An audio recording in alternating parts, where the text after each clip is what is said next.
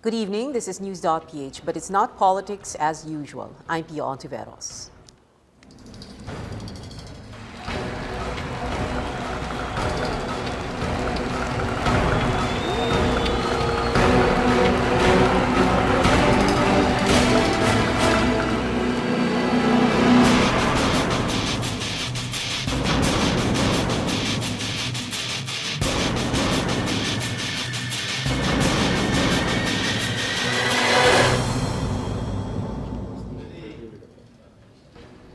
Our guest tonight in the first half of the show, presidential spokesperson Edwin Lacierda, and joining us later, Congressman Edgar Ariza of the Liberal Party and Congressman Terry Ridon of Kabataan Party List.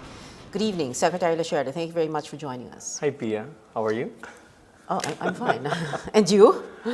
Very well, thank you. Talaga very well, in spite of the controversy that's swirling. It's with DAP. Well, if you look at the Supreme Court decision, it's not a full repudiation of the disbursement allocation acceleration program. Because they said it's not. There were only 4 acts that were identified as unconstitutional. So DAP in and of itself is not unconstitutional. The entire DAP was not declared unconstitutional. That was the prayer of some of the petitioners. Okay. So there were some acts that the Supreme Court agreed on. There were some that they failed to disagree with. But in both cases, the divergence came in the form of how does one define savings? When do you declare savings? And for instance, on unprogrammed funds as well as across borders. But the Supreme Court reaffirmed the beneficial effects of the DAP. So that showed that there was a positive effect on the economy. So you still agree with the Supreme Court, with its entire certainly ruling? with the beneficial effects of the economy, we certainly agree on that. But with respect to the decision itself, the legal team is studying it right now. Would you have approved of the DAP? Yes. Kung dumaan sa'yo? You Pag would not dumaan have sa seen akin. anything unconstitutional, any of the acts, any of the practices, any of The the impression that is coming out is that there was no legal basis. There was legal basis. Legal basis was found in the way we looked at the Constitution. We look at What do you mean by found in the way you look at the Constitution? the way we interpret the Constitution in the light of the Revised Administrative Code sections 38, 39, and 44. If you look at the plain text of those provisions, you would see there was basis to how we did with the savings. And the thing is, you must remember the chronology of how this happened. When President Aquino came in, there was, let's admit it, there was graft and corruption. So we needed to clear the landmines. As a result of clearing the landmines, there was a suspension of a number of projects.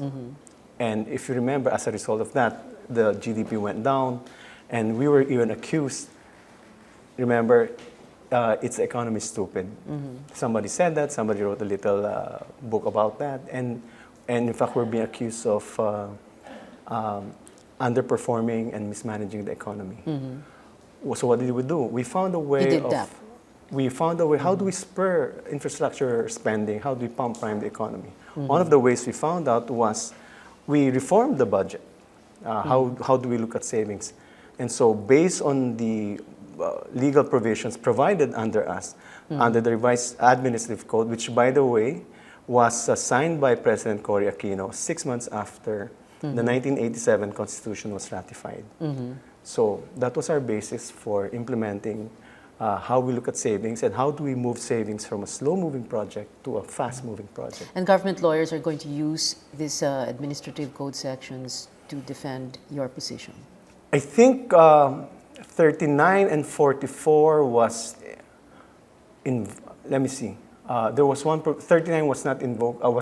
We used it, but it was not discussed. Okay. But it was before the Supreme Court, no? If you're saying it's still constitutional because of the administrative code or sections of it, then why didn't the Supreme Court use that? Again, it's a question of policy difference. We look at it this way. The Supreme Court looked at it differently. We applied savings this way. The Supreme Court said, no, you don't. You can't do it that way. Nobody said. Again, this is a question of the operative fact doctrine, where while we were doing it, while we were implementing all the projects under the disbursement acceleration program, everything was presumed to be legal. There was validity because of our legal basis. What was wrong in this particular decision, and I feel very strongly about it as a constitutional law professor, is that under an operative fact doctrine, you declare the act unconstitutional. And prospectively, you tell the government, wag mo nang gawin. This particular case extended it further by now saying the authors, proponents, and implementers are criminally liable. Instead of saying good faith, now the Supreme Court case is saying, no, you're not in good faith. You're criminally liable. I'll give an example. So you don't agree that President Aquino and Secretary Abad should prove na they did this in good faith? Where is presumption of good faith? Where is presumption of innocence? I'll give another example. Could you imagine Babe Singson, who saved DPWH 26.5 billion worth of savings because of eradicating, in the best of his abilities, graft and corruption in DPWH. He was able to save 26.5 billion. Now you're accusing him of criminally liable. I mean, where did the 26.5 billion go? it went to the other projects. Other projects wait. Of what? He Other projects of what? He stopped some projects. Some projects were found to be graft-ridden. Yeah. No question about that. So where did the money go? To the other projects that it can be used in. Other projects of DPWH or? Either GAA or some DAP projects. Other projects of the Department of Public DPWH, Works. In so far as the 26.5, all I'm saying is that he was able to save 26.5 billion. Now, he is also one of the largest implementers of the DAP project. Now you're saying the guy who saved DPWH 26.5 billion is now guilty, is now criminally liable. I mean, where is the justice there? We're trying to clean up government. We're trying to reform, hasten the spending. This is not about wrongdoing. This is not about stealing. There's no accusation, nagnakaw, nagwaldas. Meron ba? Ang accusation lang is unconstitutional. Accusation. And that's always been the case. In the time of when Secretary Ben Jokno was a DBM secretary, GAA, some provisions of the GAA, of the 2000 GAA, was also declared unconstitutional. And the Supreme Court stopped at that. When you say where is the justice there, you sound like you have very little faith in the Supreme Court now? No, I question the extension of its logic. Because if you look at American cases, if you look at Philippine, I question the extension of that, because whenever you look at operative fact doctrine, you're looking at the point, you have a legal basis. At the time when you're implementing it, there was a legal basis. So you were implementing it in good faith on the basis of that law, legal provision. Supreme Court comes in other cases, previous cases, Supreme Court will come in and say, oops, mali ang interpretation ng batas, tigil. Here, it wasn't satisfied with that. It says, oops, mali ang interpretation nyo ng savings, tigil nyo. At siya nga pala, criminally liable kayo dahil kayo in bad nag-implement. faith, ganon. Okay. Which is worse. Let me say, which is ironical considering that the Supreme Court praised the benefits of DAP. So at the same time you're praising them of the DAP, at the same time you're praising them of all these things being done under a presumption of validity. Now you're turning the clock, and you're saying now you're criminally liable. So now the Supreme Court has gotten Malacanang upset. Insofar as the Supreme Court case, as the way it was done, that is now the guidance for us, the dispositive portion. Cross borders, savings, you can only declare at the end of the year. And program funds, it has to have a certification saying that revenue exceeds targets. Those are guidance. We can live with that. Okay. But now you're saying, but you're now accusing us that instead of saying we're in good faith, instead of saying that there was a presumption of validity, now you're telling us, people like Armin Luistro, Babe Singson, Dinky Soliman, saying that, oops, by the way, you may have good effects, ang ganda ng ginawa nyo, pero criminally liable kayo. Napag-usapan ito ng cabinet, Some of them napag-usapan. Because syempre, sino bang author, sino bang proponent, sino bang implementor? Diba? Yun ang point doon eh. Okay. So the Supreme Court has gotten on the bad side of Malacanang, in a way, can you say? Because we can agree to disagree. I mean, policy differences happen. Cases are declared unconstitutional once in a while. That's That's part of the job. You know, interpret this. They may agree, they may disagree. Truth Commission, they agreed with us. RH, they disagreed with us in Truth Commission. They agreed with us in the RH. So the point is, policy difference can happen because they say what the law is. But now to say that after praising the Aquino administration of the DAP program having benefited the economy, it also says in the same breath, you're criminally liable. Does it sound to you like parang ang sinasabi nila, hindi naman yan tuwid na daan parang gano'n? Kaya nga namin inayos yung ano. Alam mo ganito? No. My question is, does it sound to you like that is the message of the Supreme Court? I don't know what the message that they want to send. Is that they... And by the way, for the record, yung unanimity ng Supreme Court, if you look at the decision closely, they concur in the result. Not necessarily in the reasoning. The result lang. Hence you have a lot of concurring opinions. You've got from Carpio, Bernabe, Leonen, Brion, Del Castillo. So what does that mean? Do they necessarily agree on that particular Brion formula where there's a presumption now of bad faith? Should some of the justices now be worried na baka maya-maya may magfa-file ng impeachment case laban sa kanila? I wouldn't know. I wouldn't know. Na kasi si Renato Corona, hindi ba? Well, I wouldn't know kung iyan po isang gagawin na, it's something beyond us to speculate. Okay, we'll take a short break first. Let's take a break now. We'll take a short break. Stay with us. We'll be right back.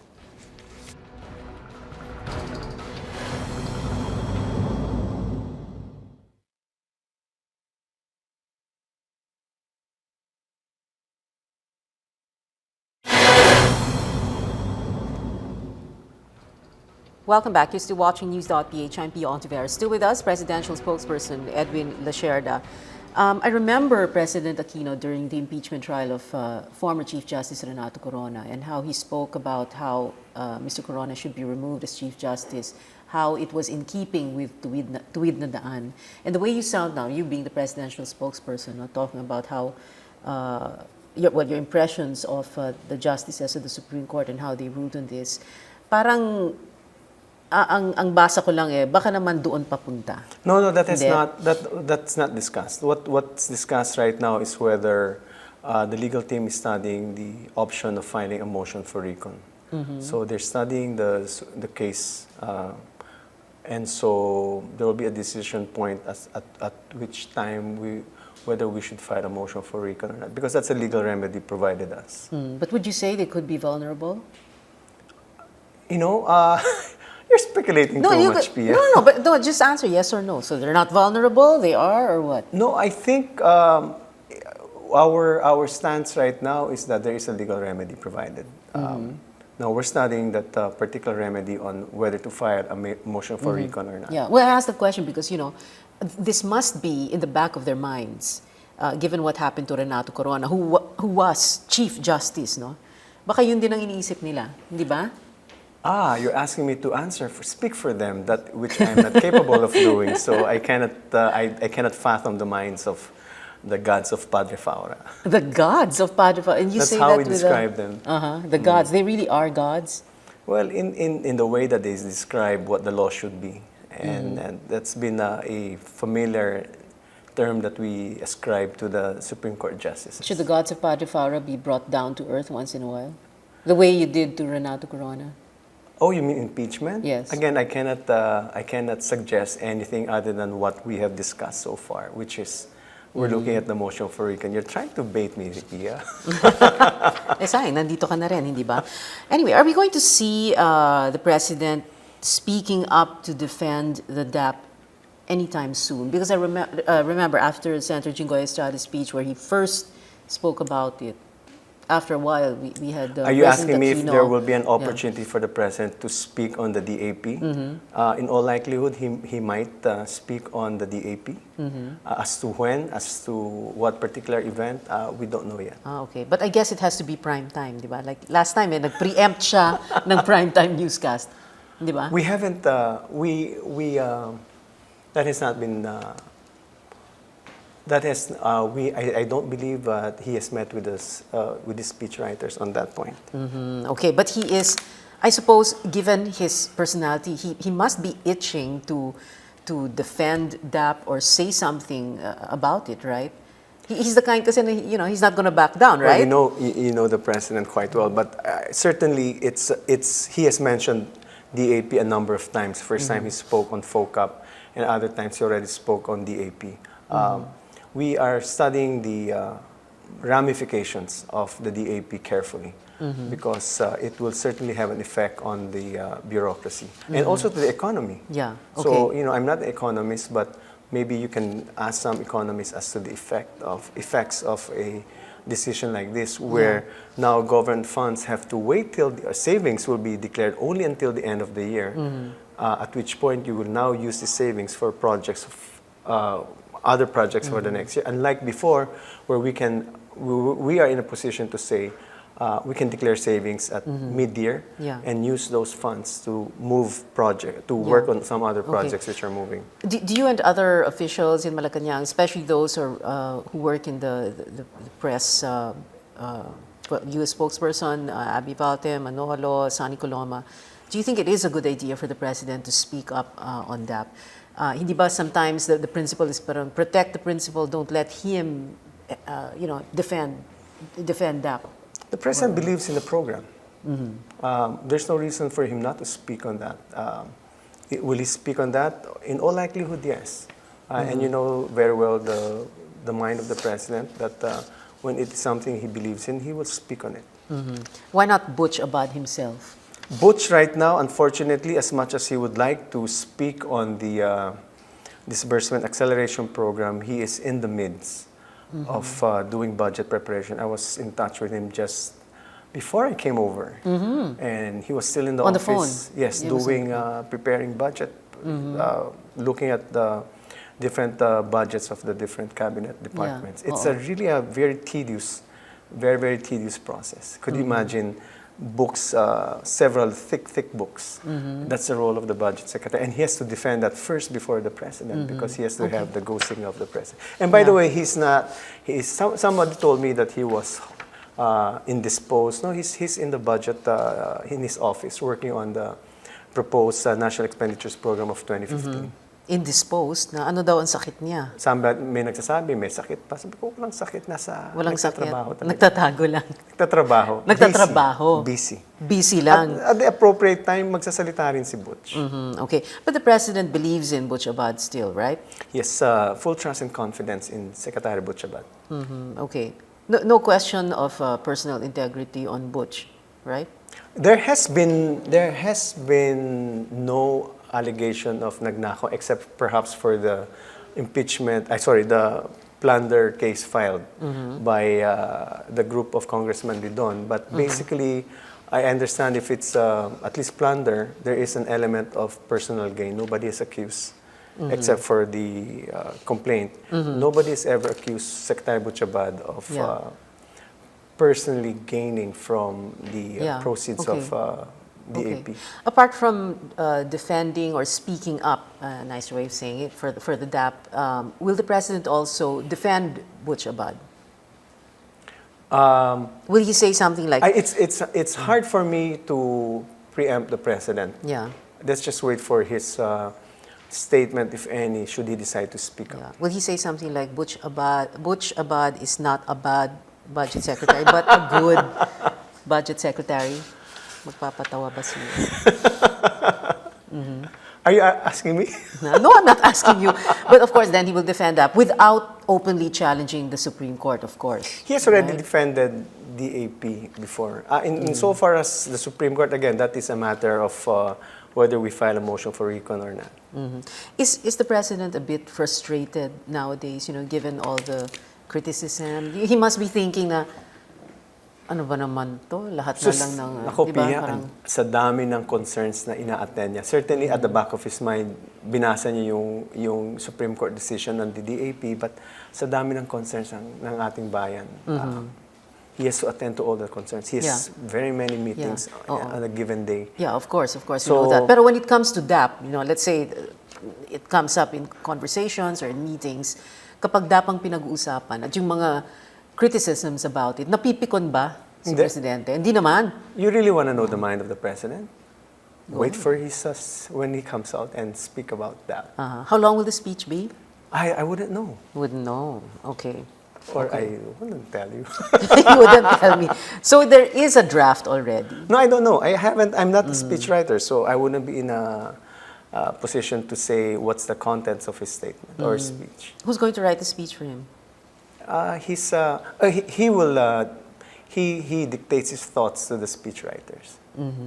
He has always been involved in any speech that he makes. Okay.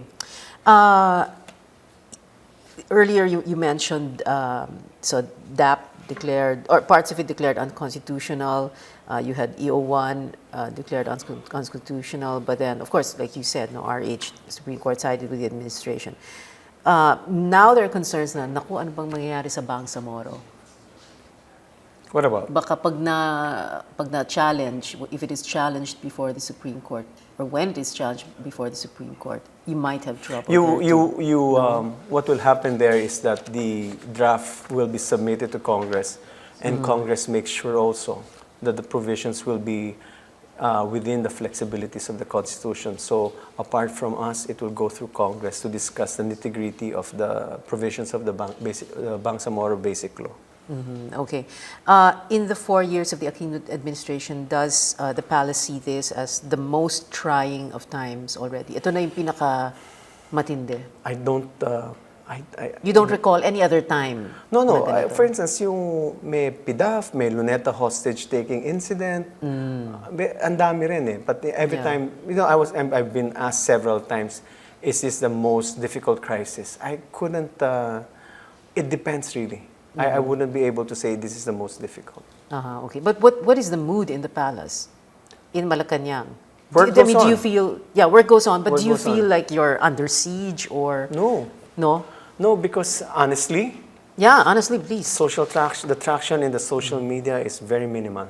And you can verify it. It's not just us looking at it. We're looking at all the facets of social media. There seems to be greater interest in this TJ hitting the son of Senator Estrada, and on Nora Honor previously, and some other. That involves the president. That's too, correct, right? but that president has spoken on that. So, but there seems to be there is interest in the political circle, no doubt. Yeah. But as to the our monitoring of the general social media, there has been not much social traction. Not to say that there's none, but Very briefly about Nora Honor, since you mentioned her already. Where did the president get the info that she was convicted? Because she pleaded guilty. Yeah. So That is equal to a conviction. I'm not sure where his Not quite, information, but there was. But it wasn't from you because you're a lawyer, so you would know the difference. I didn't even right? know the details of the Nora Honor situation until I saw the background. And under U.S. laws, they're allowed. If it happened in the Philippines, if you pleaded guilty, you would have been convicted right off. Okay. And you'll be given mitigating circumstances, but then again, that you'd still be convicted. Okay, so that's where we're coming from. Okay, from Nora Honor, balik tayo sa DAP. The argument of the palace on DAP was that it was conceptualized in good faith. And the administration had every good intention, right? Okay, but if there was any misuse in bad faith, that was on the part of the senators, for example, or because other our agencies. understanding is that some Malpolas NGOs have been used, and now NBI and DOJ are investigating that particular angle. Okay, and you're just waiting for a result? We will wait for the assessment and evaluation of the DOJ, as in any other case, and they will apply the same same kind of process. Okay. Final words, Secretary. I was about to say Secretary Abad, Secretary Lacierda. The Supreme Court case, just to be very, very clear, did not declare the entire DAP unconstitutional. Yeah. Therefore, aspects of it are constitutional. We have policy differences with the Supreme Court, and we respect the differences. We have a legal remedy that we are deciding whether to avail or not. But there is no doubt to anyone's mind, so far as the Supreme Court also is concerned, that the disbursement acceleration program has benefited the country. And in that particular respect, which brings us to how is it that the program which has benefited the country, which has gained so much, provided so much help to our countrymen, is now a basis for ascribing criminal liability to those people who are pushing forward the reforms of this administration, reforms in all aspects of their departments. And the final question, how will this DAP controversy play out for 2016? How does it play out in 2016? Honestly, budget is so esoteric. I mean, you know, not budget, DAP, this whole controversy, Exactly. you know, whether in good faith, in bad faith. Exactly. You look at the present attention right now on DAP.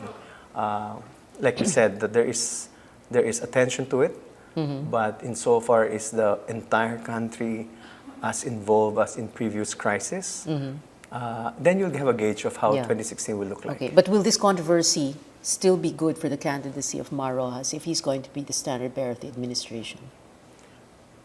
Are you implying that Mar Rojas is the... I'm No, sure I'm that, just asking a question. Well, Secretary Mar Rojas is the candidate of Egay Elise, but as a spokesperson of the President, I'm sure that the President will anoint someone who will push the reforms of this administration. So... But my question is, will this controversy be good for his candidacy? You're assuming that... we will let Egay answer that. You know? No. You answer it. You answer it before I let you go. Sige. I'm not sure. You have to... In other words, gaganda ba ang I cannot speak for... Gaganda ba ang chances niya? Gaganda ba? Hindi. Kung sino ang i-anoint ng ating Pangulo. Hindi nga, kung si Mar Rojas nga, so will it help Mar Rojas? If it's Mar Rojas, di ba? I mean, well, so many of the LP... You know, as people you keep continue saying, to speak on the benefits, the 116 projects, we will lay it out with the context of the 116 projects. We will show you the beneficiaries of all these projects, how it was used properly.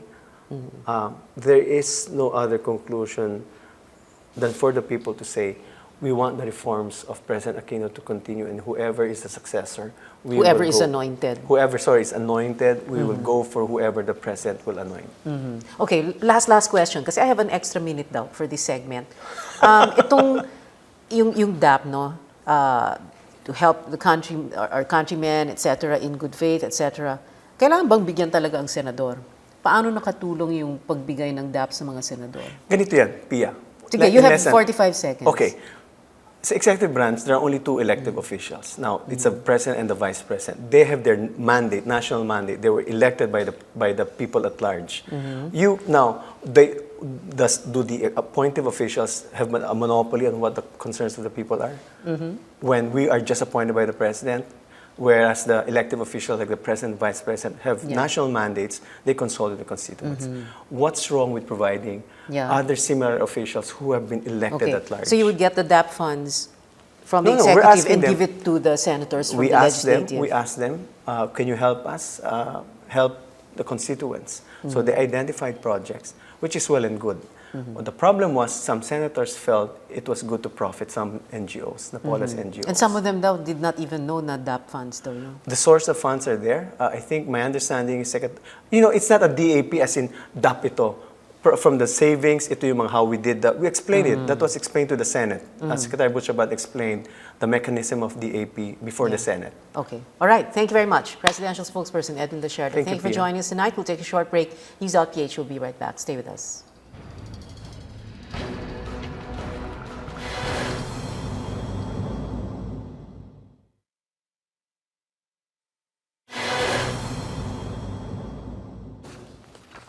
Welcome back. You're still watching News.PH. I'm Pia Hontiveros. Joining us in the second half of the show, Congressman Edgar Elise and Congressman Terry Ridon. Good evening, Congressman, sirs. Thank you very much for joining us. Okay.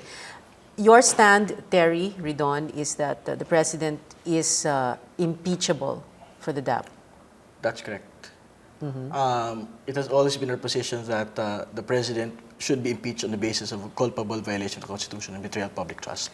Precisely because of the DAP decision, particularly the cross-border transactions between the executive department and other departments like the Congress and the Commission on Audit, the use of unreleased appropriations that did not conform with the conditions for the use, among other reasons. And that all amounts to culpable violation, etc. Congressman Arisa, I suppose you do not agree because you're the president's party mate? Yes, of course, and not just that. It so happened that for a while I know how they operated with the DAP, and I think it was well spent. Did you get DAP funds also?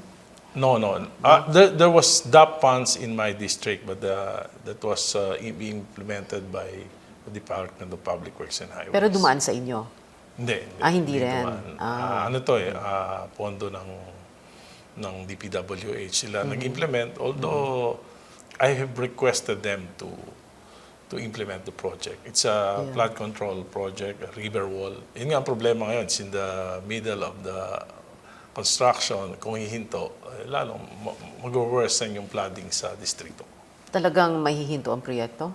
Well, hanggang ngayon nagtatrabaho pa, pero I don't know because the contractors are worried that they will not be paid. Not be fully paid. Yeah. Congressman Ridon, of course, if you go down on the ground, the reality is the numbers, no?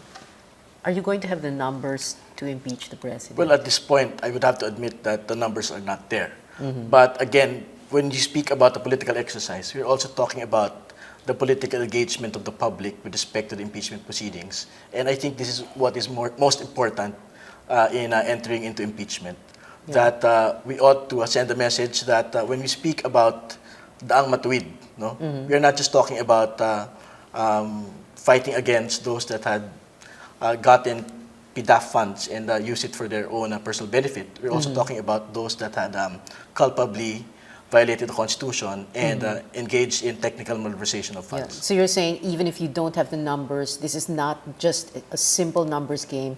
This is a matter of principle, and you need to file this impeachment And in complaint. fact, this has been the basis of much of the impeachment complaints against Gloria Arroyo. At that point, there were no numbers to really impeach the president, but it was filed nonetheless. Okay. I don't think so. I think yeah. they're shooting from the hips. Yeah. It only took them about a week to prepare an impeachment complaint of that magnitude. Even the Supreme Court has not finalized yet their decision.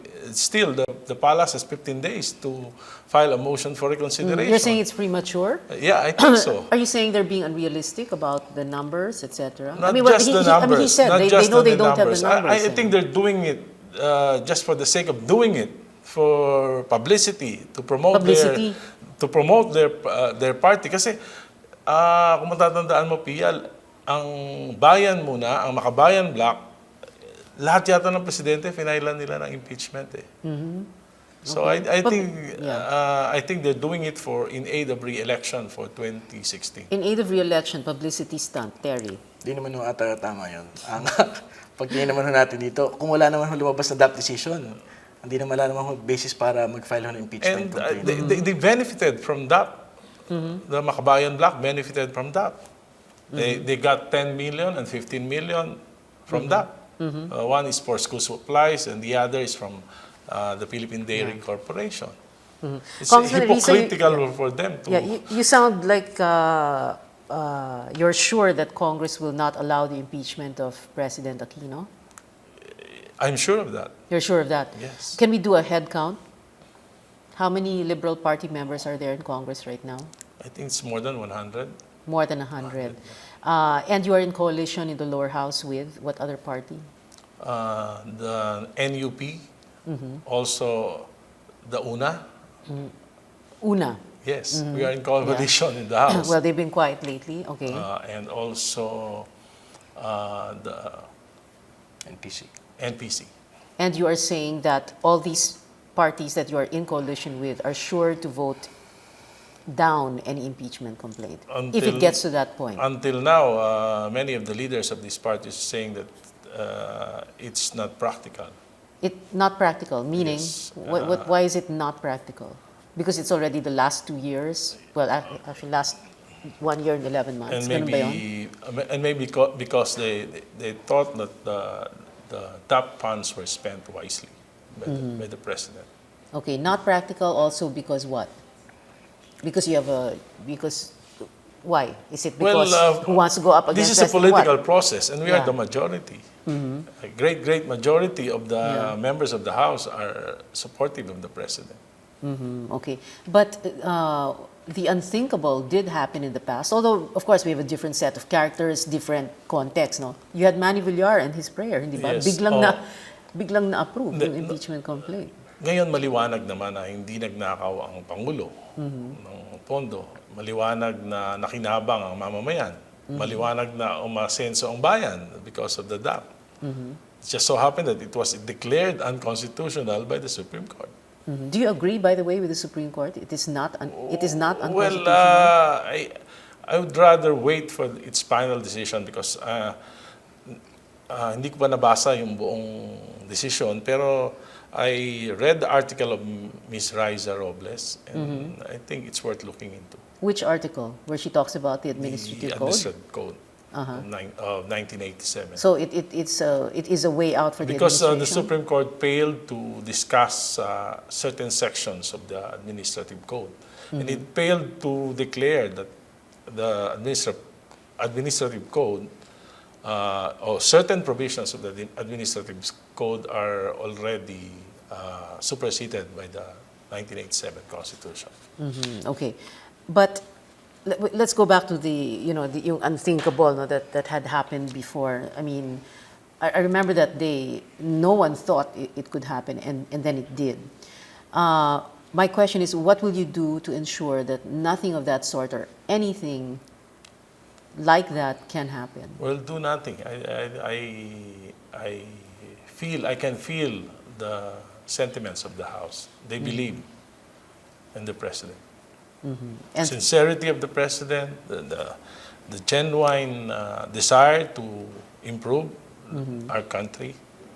okay, Terry, you want to respond to that? Well, I'm quite certain that the majority in the House would most definitely vote this down. But again, the Makabayan Bloc is really appealing to the majority coalition to allow the process to take its course. And What do you mean allow the process to take its course? and not resort to just simply voting it down in the similar manner that impeachment complaints had been voted down during the past administration. And What do you mean by not simply voting it down? I mean, like you Like know, what? They won't allow it to go past like the determination of sufficiency in form. So they can kill it at that point. Yeah. But that's like being So very hanggang sufficiency in Gloria-like with substance na respect. rin? Ganun ba yun? At the very least, What are you saying? determination Dribble of- natin ang bola ng... Well, at the very least, allow the entire, allow us to have the opportunity to really make our case before the public and before our peers. Do you think that's going to happen, Congressman Elisa? Both can happen eh. Kung makita ng Committee on Laws na wala naman talagang basehan, they will vote it down. Pero kung makita may basehan, i-report yan siguro sa House. Although, either way, i-report naman yan sa plenary. Okay. So, all of us will have our opportunity to speak for or against it. Yeah. So it's just a matter of determining at what stage you guys are going to kill it. Yes? It will be killed in the plenary, In the plenary for sure. So for baka sure, pwede because sa- there will be a report of the committee. Okay. We'll have to take a short break. News.PH will be right back. Stay with us.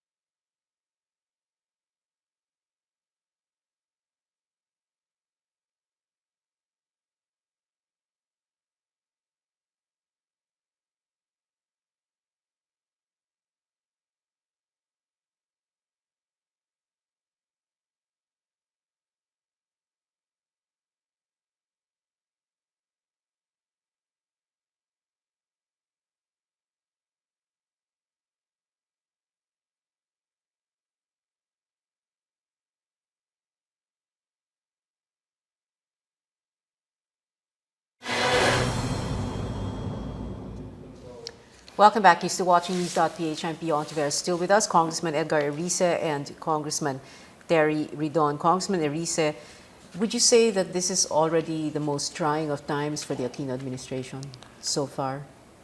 I don't think so. There was Hindi Yolanda. pa There was Yolanda. Oh, that There was the worse. Zamboanga incident. Okay. And you think the administration can weather this? Yes, I think so. Maski naman ng mga nakarang administration, there were already savings being realigned to other agencies, including other departments like the Supreme Court.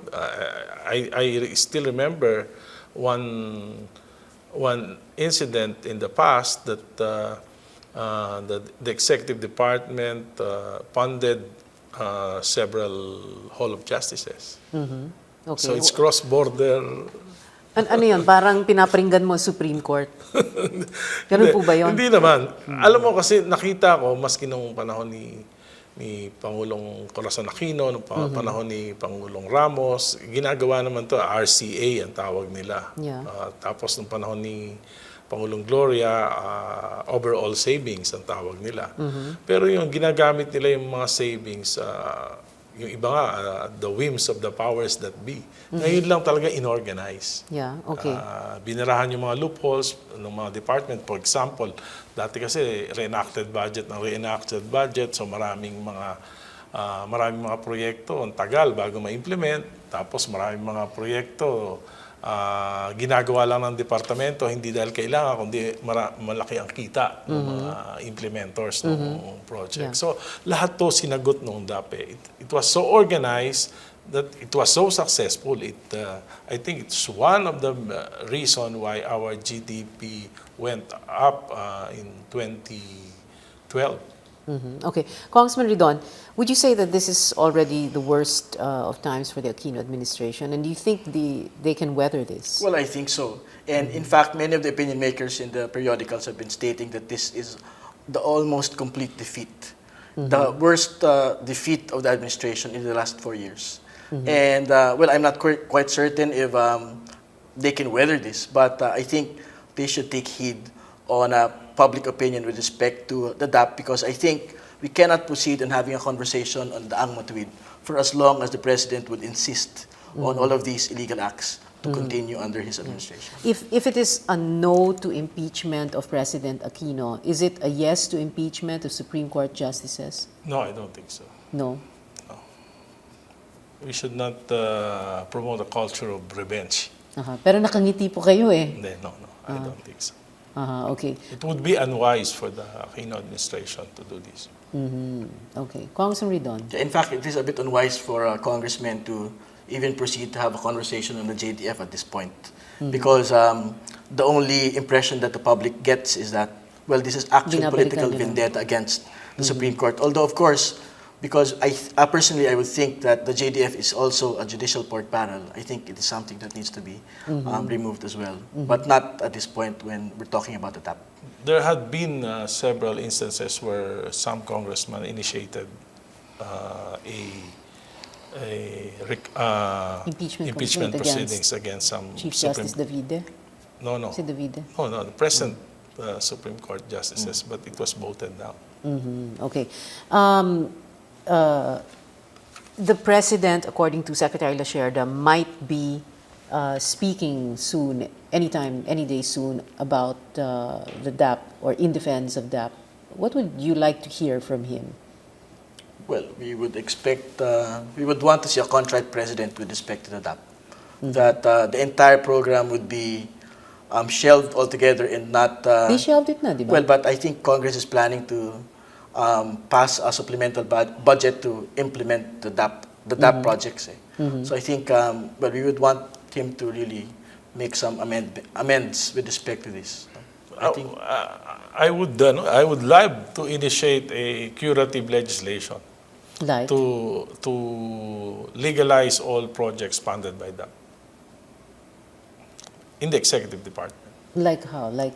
For example, the project in my district, I want that to continue. So if we will confirm, the Congress will confirm the use of those funds for this particular project, then I think there will there would be no legal obstacle. But won't that sound like you are going up against the Supreme Court? Because No, the no. Supreme Court just No, said we- that it is we are- unconstitutional, we at least are- parts of it. The appropriations comes from the Congress. So if we confirm that appropriations, I think it would be legal. Okay, It so will be parang after legalized. the fact na lang. Yes. But wouldn't you have rather that I Malacanang went remember to I was you? vice mayor then of Caloocan when the COA findings may COA findings na nagsasabi na certain acts of the executive department, meaning the mayor, walang approval ng council. So somehow it's technical malversation. But what we did is to just confirm the use of that funds, and the COA agreed. But do you think it's going to be that simple? I'm on the process of studying it. Okay, but shouldn't Malacanang have just gone to Congress? Avoid all of this. Well, I am not aware of how did they came up with that, but I'm sure their intentions are good, the result is good. Terry? Well, we would have wanted to really apply congressional and public scrutiny with respect to all of these DAP funds. No? And for Congress to really regain its actual power of the purse, which we had surrendered in the last few years because of the DAP. Is that a surrender, Congressman Erice? Well, maybe we're just cooperating with the executive to fast-track some projects that would benefit our country. Cooperating. How will that play out in 2016? Terry, ikaw muna. Well, it Because really, I'm sure Congressman Erice has something to say about of course, Mr. Vice President Binay. Okay.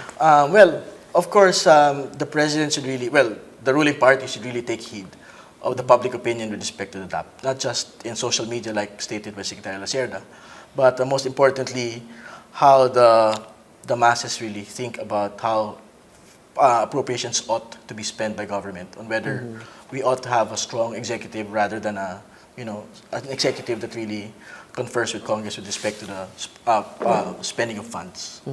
How will that play out for 2016, Congressman Erice?